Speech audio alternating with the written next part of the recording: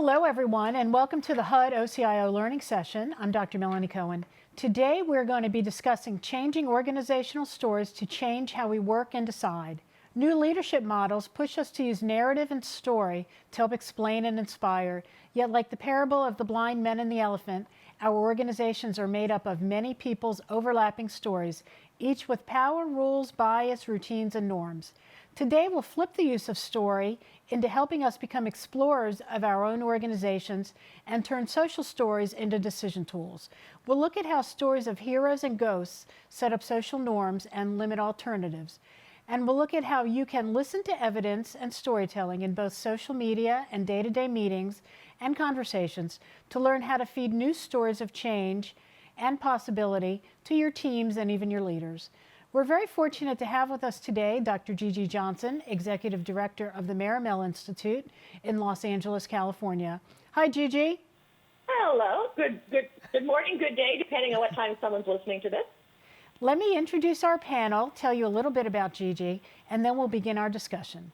Today's panel includes Michael Lawyer from HUD's Office of the Chief Human Capital Officer and Helen McBride from HUD's Office of the Chief Information Officer. Thank you all for being on our panel today. Dr. Gigi Johnson, as Executive Director of the Marimel Institute, explores how technology shifts are changing, how we work together in groups, as individuals, and as whole systems. She speaks and teaches globally how we can rethink technology impacts on our daily lives, work, creativity, and learning. She also runs UCLA's Center for Music Innovation and previously worked at the Bank of America, UCLA Anderson, Burson Marsteller, Studio 4 Networks, Ogilvy and Mather, and Paramount Pictures. She holds a doctorate in education from Fielding, MBA from UCLA Anderson, and a BA in film TV production from USC. Gigi, I'm going to turn it over to you. Great. Wonderful to be talking to everyone today. Hopefully we'll put some good mental food for thought on the table that people can walk away with to figure out how to use organizational stories in their daily work. We probably, I think, need to head directly to our second page of the slides, and we'll move through them fairly quickly. I can have them available afterwards if people are wanting to take a look at them in more depth. But we're going to talk today about how to flip the story. We're going to take a look at not just narrative leadership, which is fashionable to be storytellers. If we can go to the next part of the slide, second part of the slide. We're going to, as was just commented, we're going to look at how to turn social stories into decision tools, how to listen for the stories that are told in our organization, and who doesn't tell stories in our organization. We're also going to be looking at the stories of heroes and ghosts, as was just mentioned, but mostly we're going to look a little bit how to listen differently. How as leaders, we aren't just telling stories, but we're also sharing stories. If we can go to page 3, please.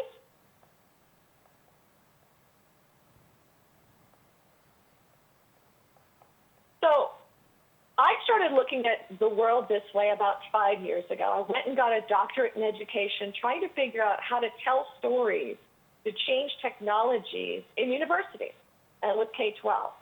And the more I started looking at this work, and I'm going to apologize in advance, it changed the way I thought. My own adult kids tend to comment it's a lot like the fact that when I went to film school, I had a teacher who showed me where all the mistakes were and where all the gaps were, what was happening in The Sound of Music and in Wizard of Oz, and now I can't watch those movies the same way again.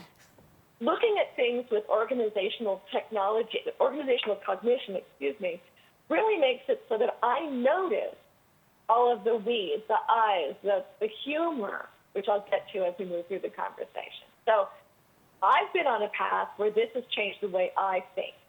We go to page 4, please. And as a result, I have a very nonlinear path that feeds into my understanding of this.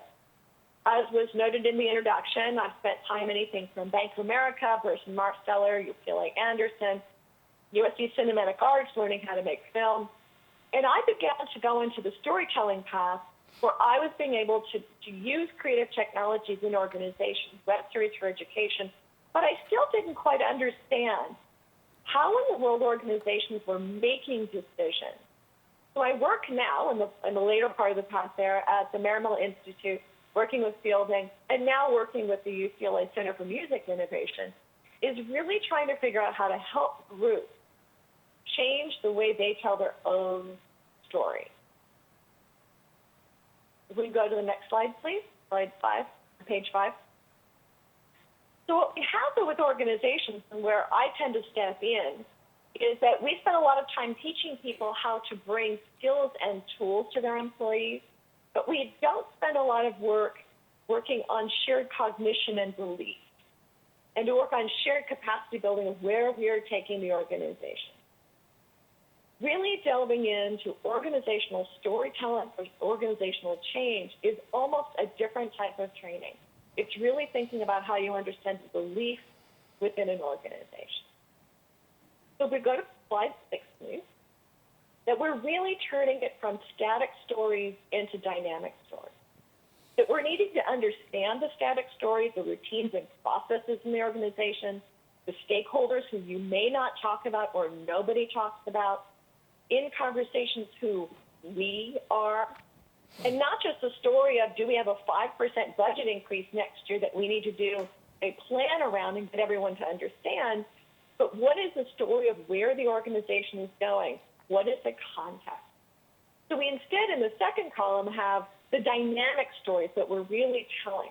We're needing to learn how to lead and listen with stories, how to understand the metaphors that are built into our conversation, how we use metaphors for change instead of just putting budgets on the table, how we actively create alternatives with the organization, and then how we use tools, which is where my soft spot is. How do you come back with the technology question? We are all working and living all over the place. Right now we're doing this conversation cross country. How do we have ways we can work together and collaborate in a story-led environment? So if we look on page 7, we introduce the concept then of how we turn social stories into decision tools. What are kind of the building blocks here? On slide 8, page 8, this was some work I did back in 2011, attempting to model where the stories move. And you may look at this and think, well, that's how my organization thinks it runs. That the inputs into our decisions are, we might do Google search, we might have meetings, we might have hire a researcher bring things in, we might have customer or vendor data, we could have competitive information. And then we put it somewhere, and we hopefully can recall it and find it again. And then as an organization, we make decisions, and then we figure out how we sell it into the organization. This is how organizations think they run. They think they have a very logical pathway, bring a gigantic amount of information in, then bring it back at their fingertips, and have a logical decision process.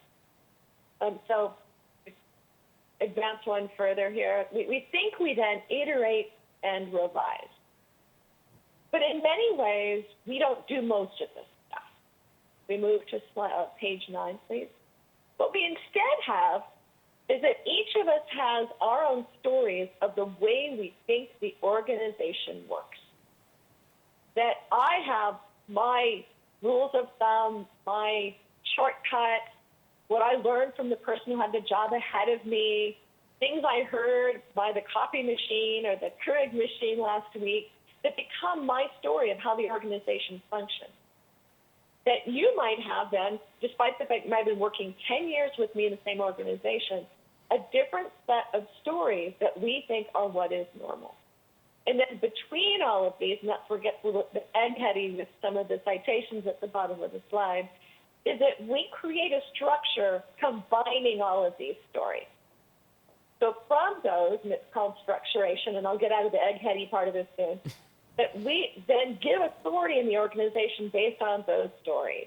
We name things based on those stories. We figure out who has anything from budget allocation rights to other elements based on those stories, which may not be the official guidebook of the organization. It may not be that binder we were given when we were hired. It might not be who we report to or what our boss really does.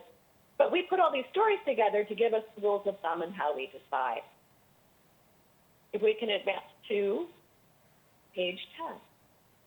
There's three great voices I look to in this area of work. So if you'd like to expand your own reading, most of these are quite accessible. One is Denny Goya from Penn State. And he does a lot of work, and this is a piece of an article back from 1991, that really looking at strategic change is really sense-making and sense-taking, that leadership is trying to put elements out that people then make sense of, and then we try to figure the organization out.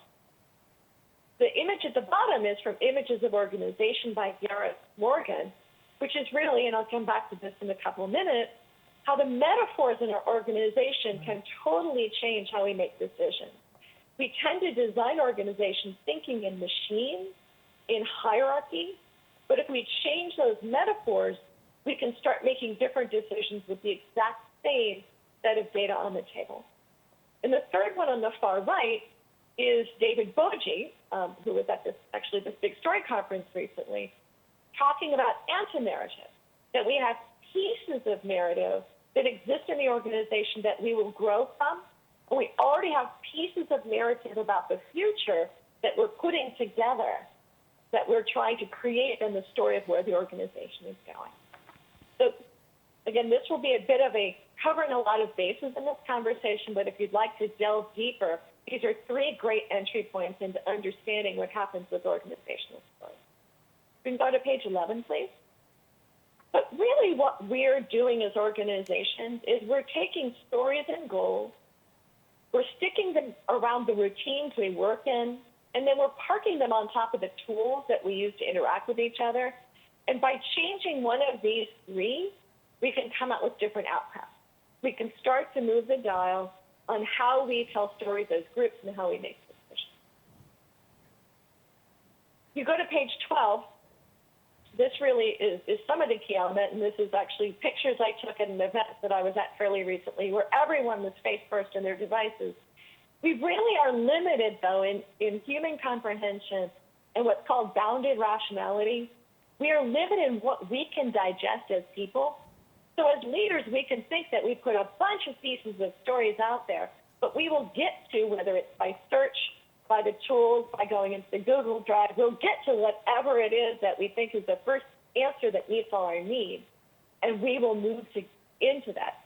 So however we as leaders can understand what those easy answers that are already out there for the organization, how we feed the people we work with, we then can affect the outcomes in our technology-connected world. Any questions so far? Just kind of putting the path out a little bit, and we'll get to more examples. So anything from the panel? I mean, I understand all of this, and when I looked at the slides earlier, I saw the bounded rationality and the satisficing. I mean, you can only know so much, and you only have limited time, and you work with what you have. That's the kind of thing. When we start talking about storytelling, though, I think a lot of organizations sort of have stories, but they're not. They don't help form the culture because they're not always the positive stories. Now, we talked about in the introduction heroes and ghosts, and so I imagine you'll be getting more into that. But when we think about organizations, sometimes that's what rallies people around an organization is that hero. And that's the kind of thing new employees come to. You tell those stories to new employees, and it kind of helps create the culture. And so I guess you'll be getting into a little bit of that, won't you, Gigi? Absolutely. And let me just hit quickly, though, on the page 13, that the element of it is that we have those stories, but we also have now internet and connected stories. So in many ways, it's the first story people get to, they will then assume is true and move forward on. So it might have been Jane, who they met first week in the organization, who said, you don't need to talk to Joe. Joe doesn't really have what you need. And so that becomes one of the pieces of the story that you don't know as a leader what stories people have been told. But people also are getting into filtering where what they come to first on the internet, on the tools that you have in your organization will become the first answer also. You've got some interesting pieces of the puzzle of what truth is. that are a combination of these stories by the water cooler over lunch, drinks after work, what your boss says to you in that first week, but also you're going immediately to the web and searching for things that are also part of that storytelling mix. Right. I'm going to hit really quickly on page 14 because this is where I'm not going. This is a more formal conversation of it, which is if you really wanted to sit down and take your organization apart and find out where the new story elements come in, this can be done. It's a massive pain in the rear end. Hopefully I'm going to go with a little bit of a simpler solution today. On page 15, a lot of it really, though, is who we think we are.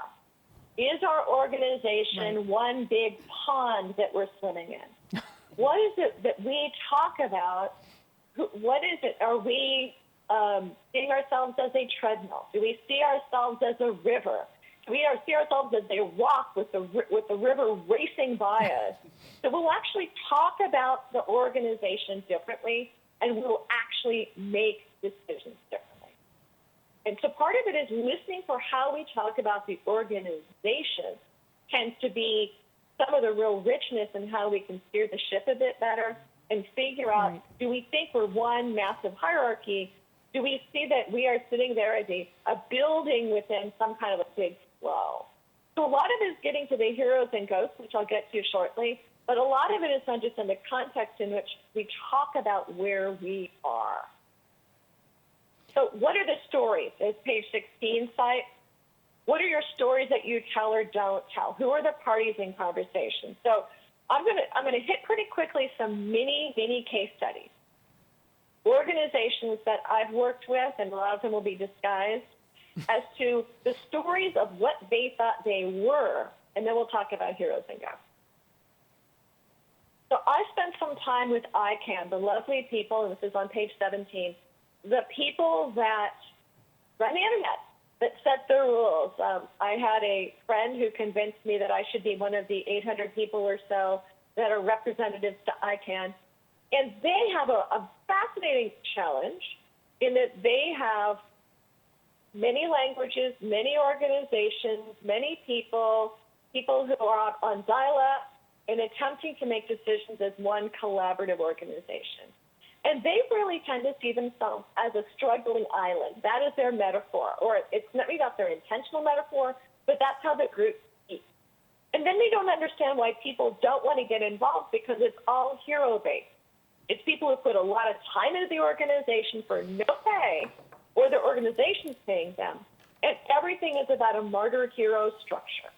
So I came initially and was trying to help them. They had hired a research company to actually analyze the organization, and they were not liking how they were being seen.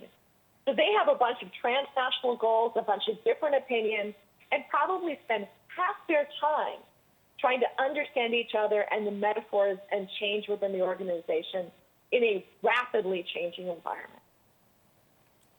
On page 18, this is a large university that I was working with online learning, that they had 5 different organizations that were all separately doing online learning, and they were trying to understand who each other were. They were a 15-minute walk of each other and would only work face-to-face. So in many ways, they had tremendous stories of they and us.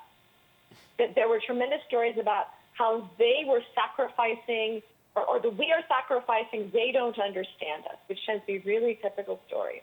And they never listened outside the bubble. They never listened to other organizations because knowledge came from them and other people didn't know what they were doing. So all of their stories and taking their stories apart were about they and us, and that they were in it heavily in advance of everyone else, even though there were great resources that were not in the conversation, literally a 15-minute walk away.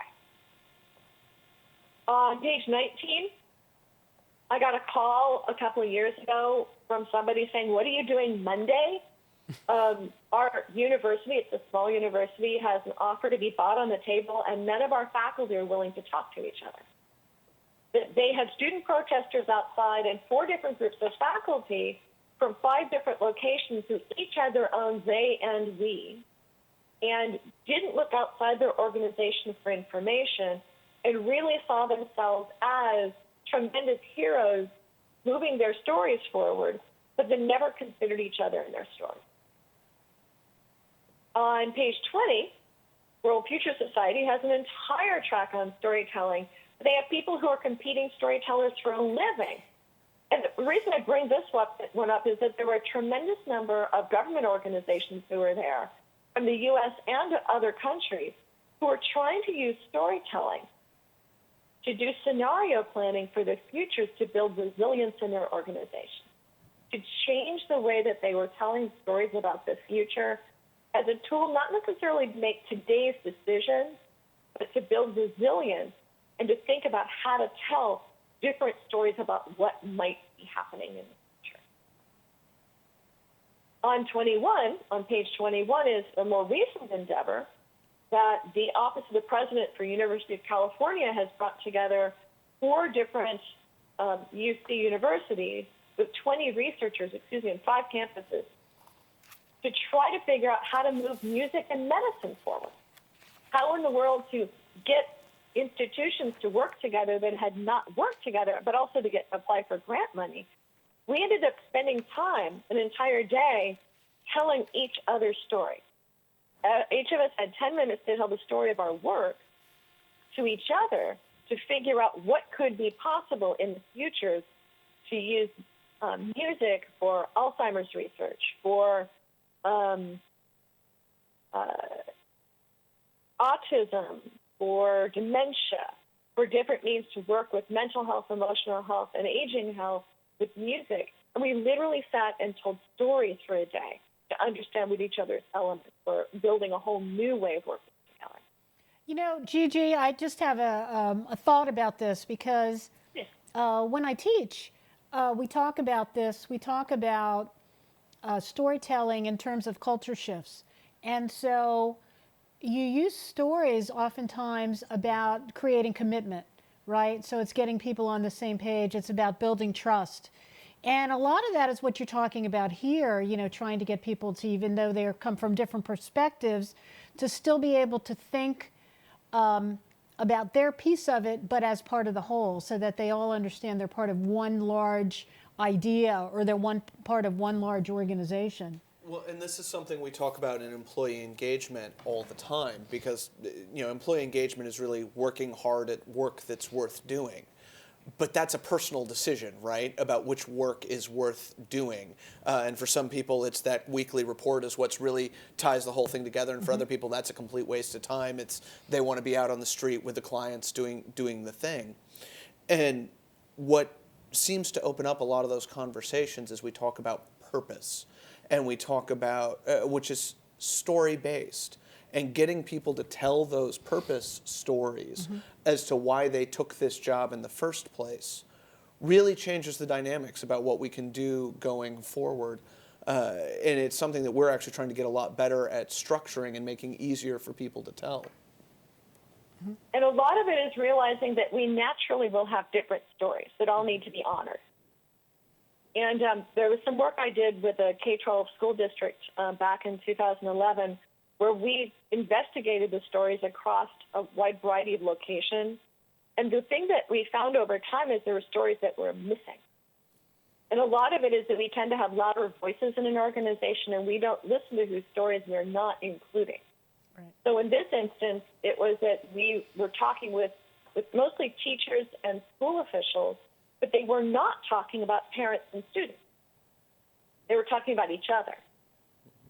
That they almost never actually talked about principals.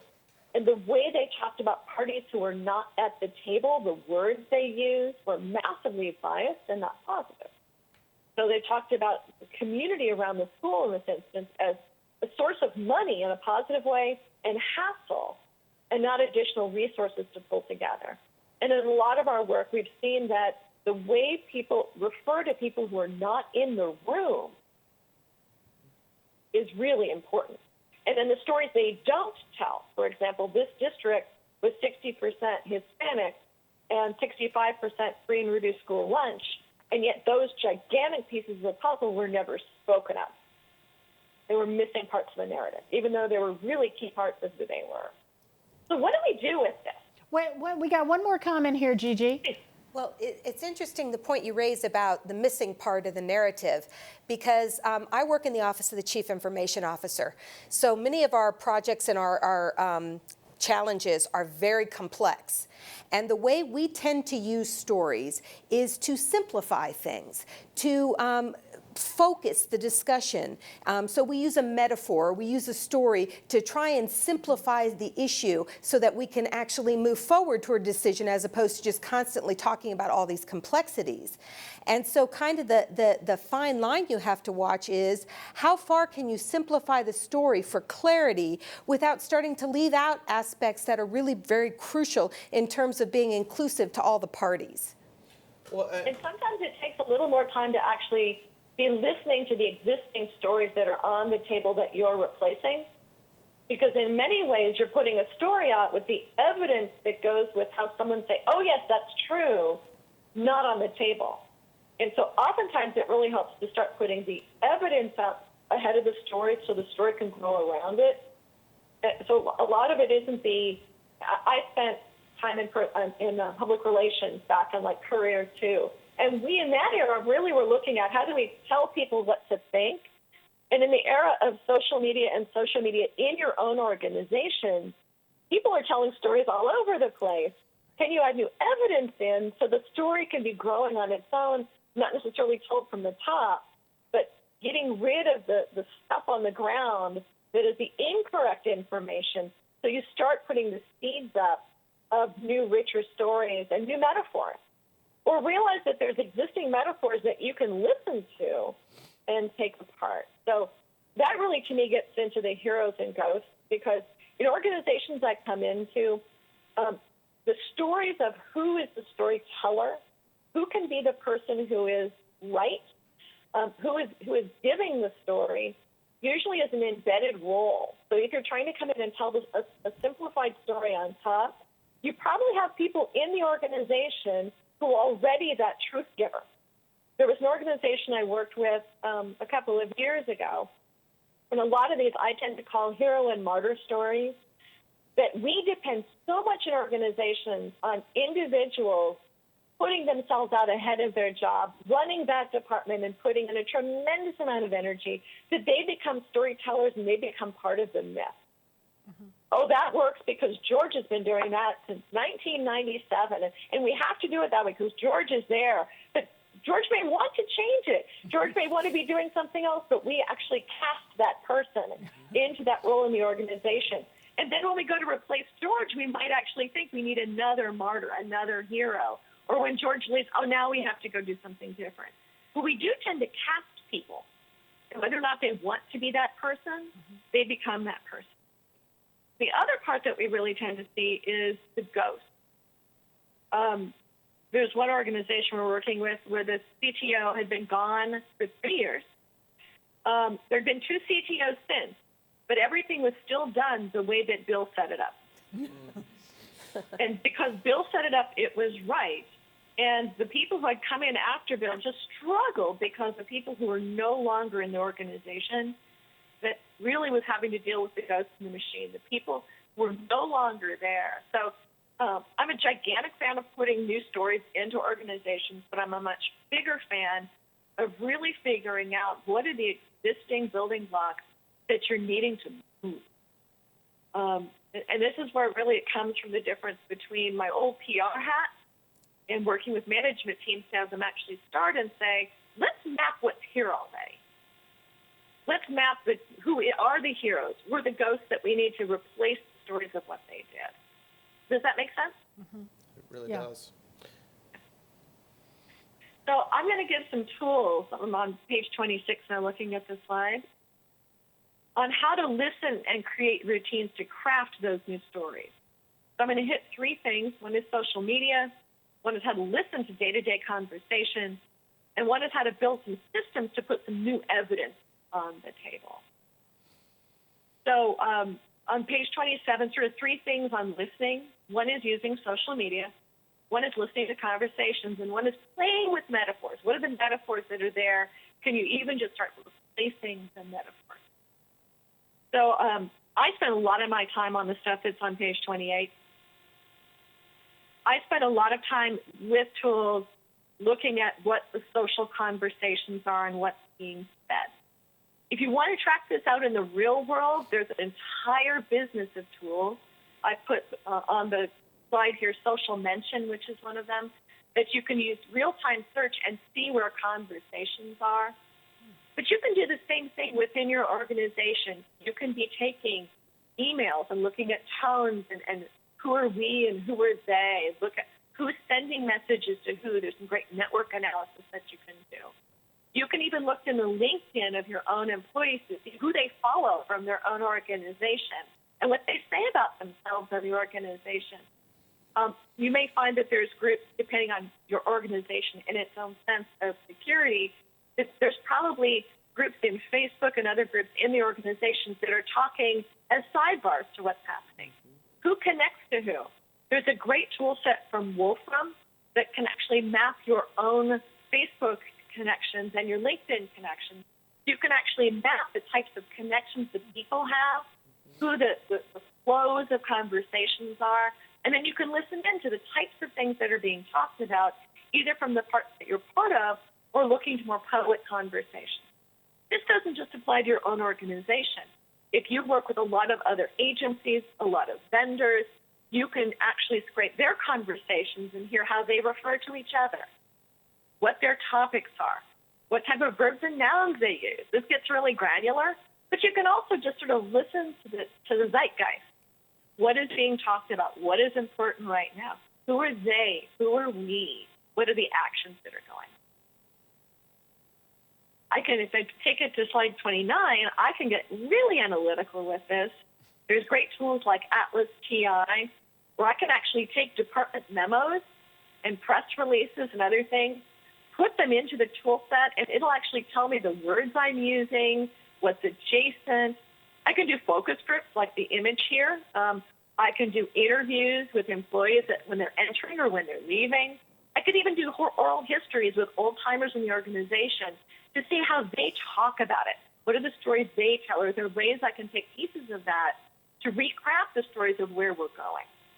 What might be easier is just to create a journal.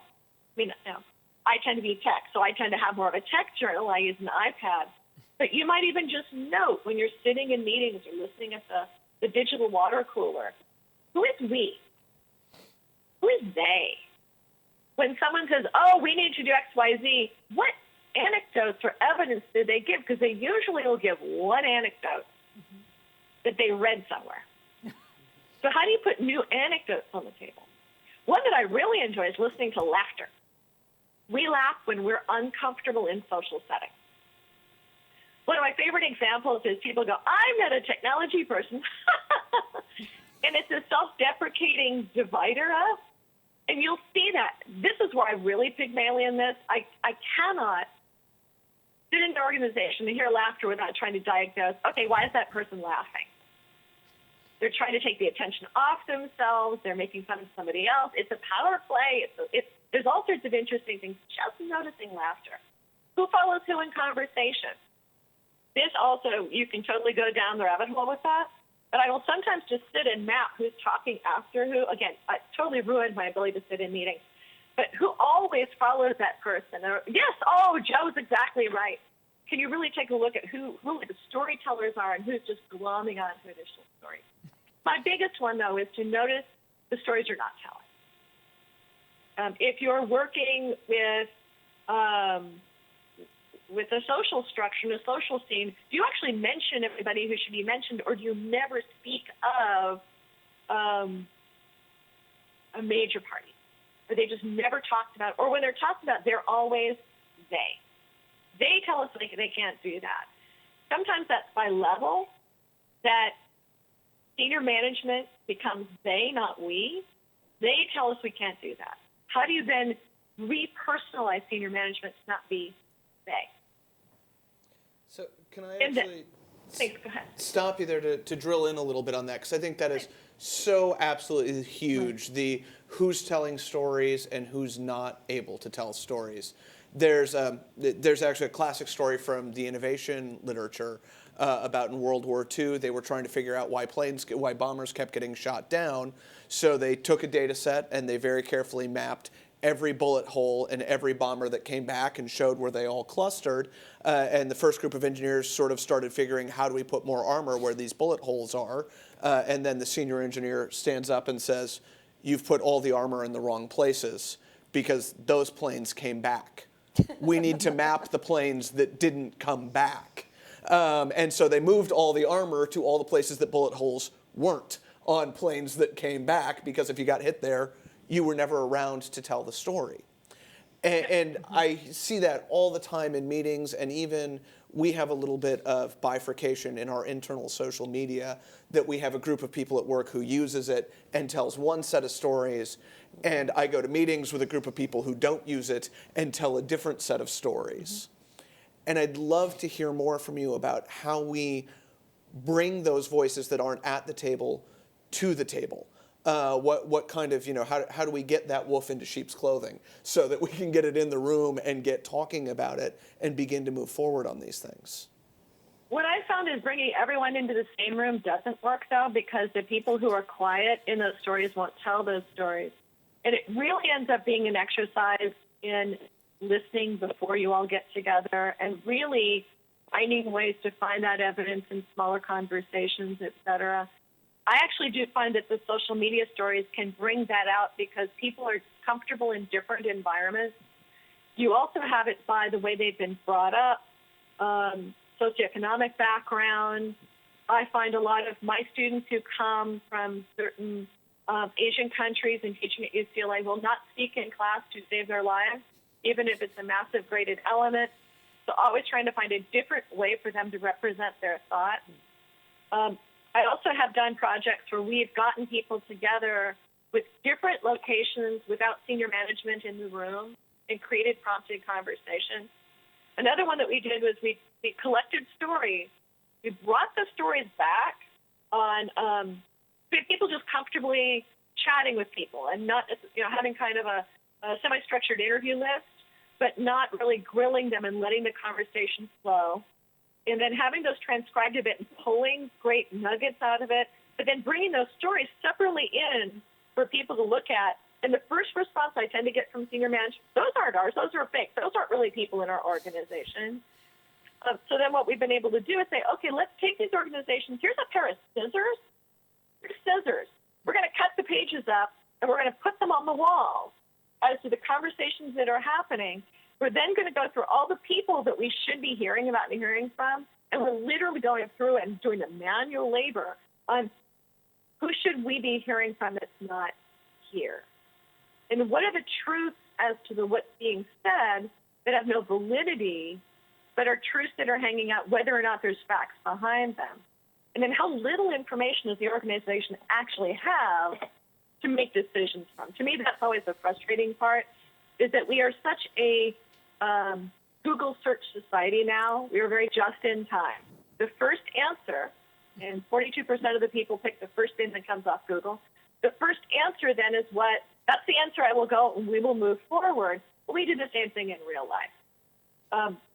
I'm a big fan of before we ever get to brainstorming to do a lot of this work. So when we brainstorm, we actually have information in front of us as to direction and parts and pieces, et cetera, and not just who is loud and has an idea, and then we move forward instead of really figuring out what are really the beliefs in the room. What information are people actually using to make decisions, and then putting new food on the table. Because otherwise we tend to synthesize so quickly, right? We're trying to get to answers. We're trying to get the meeting over with. And if you think about how we actually could or should be making decisions, you probably wouldn't have your average meeting. You wouldn't have your average brainstorming, and you probably you choose to have different people in the room than you are having. That's a longer conversation. That's another session on how to have meetings, I think. Right? That would be something else. We use meetings, though, for the decision to come to consensus so quickly that they're a terrible environment to get story decisions disseminated. And a lot of it is that we have such tools of conversation. I was just going to hit quickly on slide 30. The other piece of the puzzle is that you can take the same thing and change the story. Here I have a picture of a tree. That if we actually think about organizing the way we're talking about it as a tree, not as linear hierarchies or folders, you start to be able to take the same elements and get people to talk to each other differently about where things could be going. So in some cases, it's finding the stories that exist, and some of it's just hanging it differently and putting it so people think about the organization, the relationship with each other differently. There's some organizations I know that have switched to talking about their organizations like they're rhizomatic plants with roots in the ground. So they think that they have roots in the ground that are stretching out into the community and then bringing in more nutrients and water and sprouting. You start talking about totally different opportunities than if you're thinking about it like it's a machine or a river or an octopus. You can have a lot of fun with this, but it opens up the narrative so people start thinking and talking differently. And then you can play with visuals. I mean, not everybody likes to sit and look at files on their computers, but you could actually bring visuals into the conversation. You know, as you talk, it strikes me that to do this is kind of hard work. This is hard work. I think about, you know, my daily interactions, and when I'm interacting with my senior management, that typically happens in meetings and in informal context. But when I'm interacting with staff, that usually happens in the hall, in the elevator lobby foyer, where I'm trying to communicate in a slightly different way. And to get the same message across to these kinds of different parties or different, you know, groups within my organization, I've got to operate in a very different mode, even if I'm trying to communicate the same information. And so I often find myself feeling, I've said this 17 times. Why aren't we getting it yet?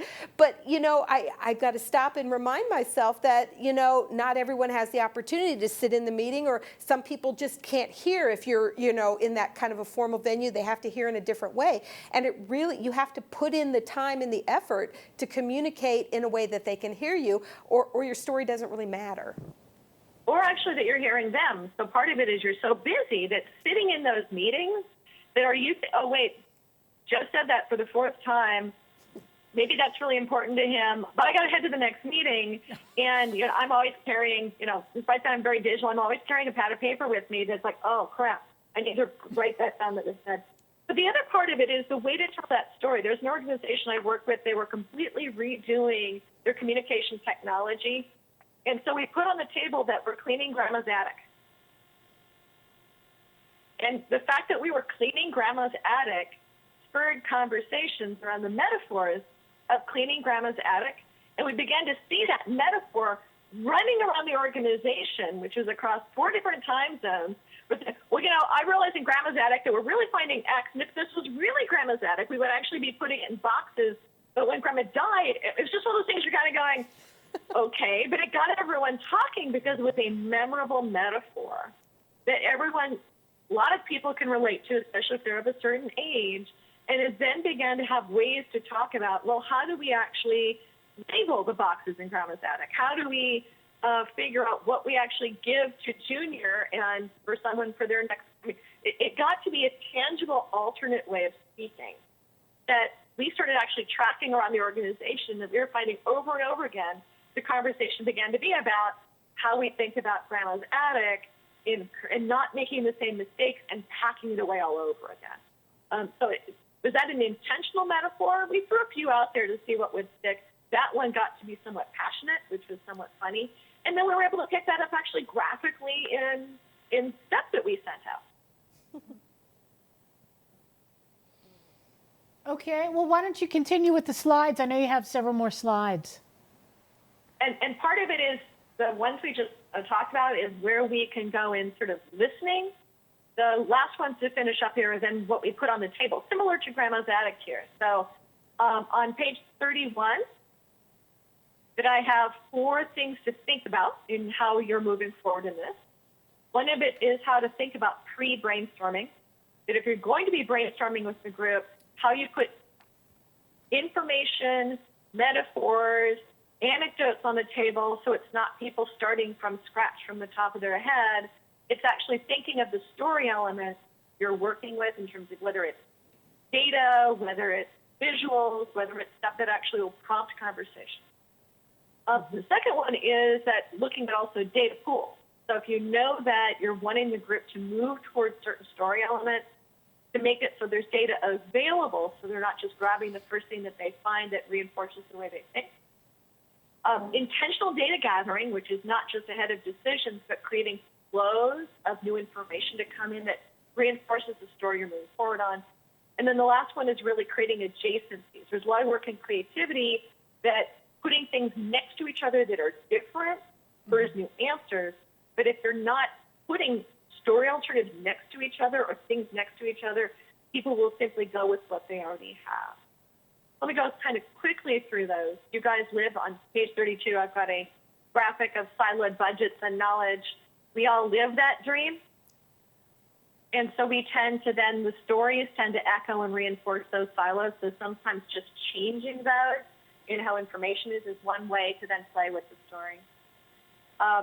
Page 33 is simply a representation of the volume of incoming data. This is just mobile data forecast in exabytes that we as organizations are going to need to figure out how to bring data into our stories. I'm a big data junkie. This could be a whole other conversation. And on slide 34 is how do we decide what the volumes of data coming in.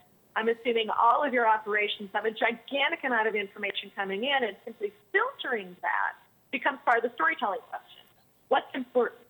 Who is the knower of information? Who filters it? Who's allowed to know things? Who are kind of the shamans digitally of the organization? Because they become the boundary spanners bringing in the new fuel that turns into stories. So on slide 35, just as simple the fact that you've got many possibilities to go to. Someone in the organization already is in charge of deciding on what's possible. Who is that person? Is it you?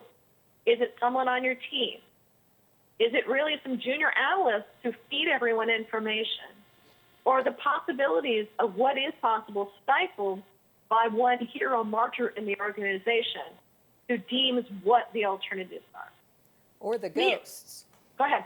Or the ghosts that have been sitting there defining how the organization is and what it can do, that have been gone for 20 years, but you're still fighting that battle.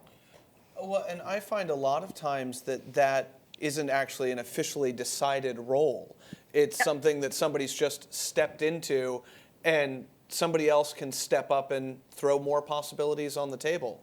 Especially with the sort of, if it ends up being just a junior analyst somewhere who put the data together one way, bringing the same data put together another way really changes the conversation. I know one of the big stories in HUD's past was we started a lot of new employee initiatives, and that was just because the data got recombined. The way it had been done before, new employee attrition data had been broken out more or less by year, whereas tenured employee attrition data had been in 5 and 10-year chunks. So it looked like far more people were retiring because that number in that column was bigger, and all the numbers in the left columns of the new employees were small. And it was just a different analyst combined them into equal tenure categories, and all of a sudden we realized where the challenge in the organization was. So I think there's a lot of freedom to play with who's allowed to do that, because it's not in anyone's position description. It's all part of the unspoken norms. And if they're unspoken, they're hard to defend. Right. I worked with most of the major film studios about 10 years ago on piracy issues, and we all sat in meetings with a lot of stacks of data from some of the same companies in front of us. And whether it was an organization who looked at piracy as pirates, as games, as kind of a challenge, or somebody else saw it as a conflict with having physical DVDs, they actually would take the same data pool apart, totally different, which is their core metaphor and belief system of the organization. One of them simply wanted to see people's heads on pikes. So they had very different approaches to looking at the exact same sets of data, and even sharing those stories opened up new opportunities for those organizations to look at it from another point of view. That was actually an interesting adventure for a while, to be some of the shepherd of those conversations. We all make decisions based on what we're aware of, and then if we remember, we still know it. So even creating awareness, which is slide 36, so that your team is aware of more things and to know what they're aware of, because if it doesn't even get into the awareness pipeline, we don't get to action. So in many organizations, we don't intentionally feed the system. We don't intentionally put information in front of people to make decisions. It's incredibly haphazard. So there's lots of tools. I'll be really quick about the last items here. On page 37, there's lots of ways and tools we could be gathering and sharing. Some of them we are limited by security and other provisions, what we can get through our VPN, et cetera, in our organization. But there's lots of ways to collaborate and share and bring things to the table. Evernote now is collaborating. Email, the representation in the top left, is awful for this, but we tend to have email being like 90% of our collaboration. There's lots of tools. Slack is one that a lot of organizations are using to merge email and text messages into one traceable thread where you can then back up and join a conversation. It's a marvelous tool a lot of software companies are using for development. Podio is another place where I can put visual information for my organization. Page 38 is just a few dashboard tools. NetVibes is one. I can use RSS feeds. I can actually, for my team, with the storytelling and metaphors we're working with, we can actually create flows of the data that comes in that they can work with. If we know that what's important is going to be certain groups of people that we're not considering in our conversations, we can be using RSS feeds to be pulling from all sorts of information, creating dashboards. And there's a lot of companies quietly going into the dashboard business right now because more and more teams, especially working distributedly, need to be able to visualize the stories and the way they're making decisions in whole different ways. On slide 39 is a few more. I mentioned Slack and Podio already, and Evernote. Trello is one I really like, but you can store in those, not just talk. So Trello uses a Kenken method where you're actually dragging things across the screen in boxes, and the conversations live in boxes. So I can put graphics in. I can do all sorts of things to have the story of where we're going in a progressive conversation. So slide 40 is just a couple others. Supermetrics is a mostly free tool. It's a freemium tool that lets me scrape social media, whether it's clients, keywords, et cetera, and dump them into a Google document that my whole group can get to. So it's not just me doing it.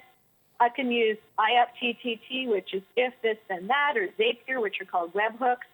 But if I know there's three things I like, I actually can connect data. When something comes up in a Google Doc, I can send it to my email. So that you can actually very intentionally work with data and flows of information now that goes with your story. I could talk about this for way too long. This is my total bailiwick, how I bring flows of great smart data into great smart storytelling so that we're using our time better and being more inclusive and considering more alternatives. On slide 41, I'm also a big fan of using data visualization in storytelling to think about how we're telling the story, not just the imagery of cleaning grandma's attic. The graphic on the left is the amount of carbon that city was going through in a period of time to visualize it versus what New York City looks like. To take a look at the impact of the carbon footprint, bringing a visual in. And the one on the right is how much salt is in the foods we eat, creating a visual to tell the story can be incredibly important. Cisco and other organizations are heavy into using visuals in the way that they tell stories across very dispersed organizations. Slide 42 is just an image of Trello. You can make it even look like Legos. You can have a lot of fun with the visuals, with telling the story about what you're doing.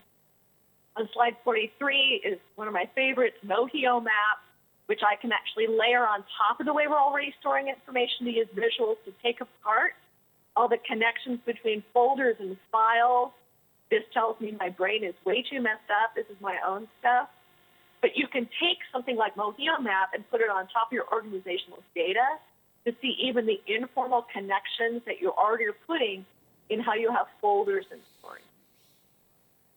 You know, Gigi, one of the interesting things here as I see some of these maps is I begin to think about using these maps and then somehow incorporating mind maps to these things to make them even more rich, if that's the right way to say it, more rich. but more to create more ideas. So I don't know if you've seen that done in organizations or if that's something that's not being done. But what I wanted to get to though also is we just have a couple of minutes left. So if you could leave our audience with maybe 3 key points that they can walk away from this session with and go back to their office and begin to implement immediately, that would be terrific. I'm glad to do so. On slide 48 are kind of those closing takeaways. If we can go to page 48 and click through the 4 elements on it. That right now we live in a world of distributed storytelling. So to not take the tools for granted in a lot of this stuff, that if we're looking in a world of emails, living in a world of emails and bad meetings, that we can make simple design changes to really think about how to have stories live a little more differently. That we really have the ability to tell our futures together. So a lot of organizations don't think about alternative generation as a key point, and it's not one of their strengths. So look at storytelling not just as a single direction to go, but using story for the group to create possible futures together is incredibly powerful. The third one, is taking narrative leadership. I work with a lot of organizations where we'll do this exercise or the series of exercise, and then management team will go, well, it's not our job to tell stories.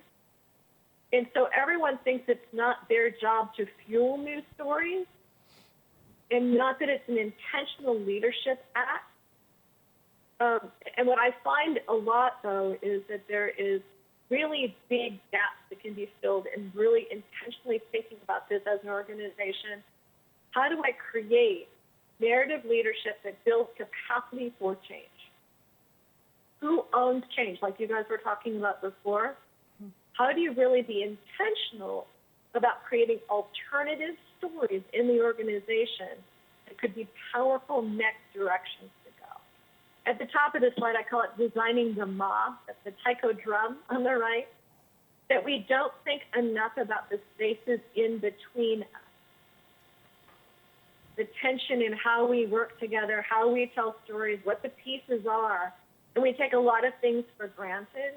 To be able to actively listen to what the narratives are that we create as truth, and then to really think about, do we use the right tools for this? Are we allowing people to create alternatives? Are we listening to stories? Become simple things to start with that can really change the dial in how we lead an organization and lead with really rich storytelling for much more expanded future. Okay, well, I think that was great. I mean, I think that there was so much information here. I think there could have been a lot more questions that we could have had. And maybe you'll be good enough to come back sometime in the future and we can continue talking about it. So first, let me thank you, Gigi, for being our guest today. I think we learned a lot. I want to thank our panel for being part of the discussion, and I appreciate that. And I also thank you, our audience, for being with us. And please join us next month, for the next HUD OCIO learning session. Have a wonderful day.